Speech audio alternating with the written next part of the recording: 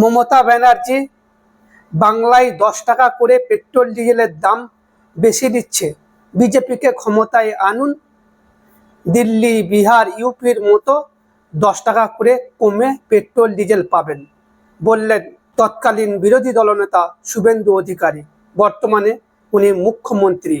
চলুন উনি ঠিক কি বলেছিলেন আগে শুনুন, তারপর আলোচনা করছি।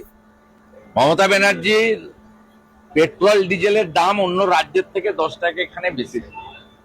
বিজেপিকে যেদিন আনবেন সেদিন বিহার, ইউপি, দিল্লিতে যে দামে পেট্রোল ডিজেল পান সেই দামে এখানে পাবেন।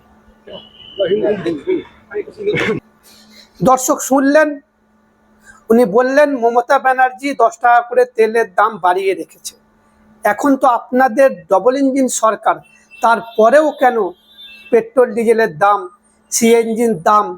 সিএনজি গ্যাসের দাম বাড়লো? পেট্রোল ডিজেলের 3 টাকা, সিএনজি গ্যাসের দাম 2 টাকা কেন বাড়লো? এই প্রশ্নের উত্তর কি বর্তমান মুখ্যমন্ত্রীর কাছে আছে? দর্শক, আপনাদের মতামত অবশ্যই কমেন্টে জানাবেন। ধন্যবাদ।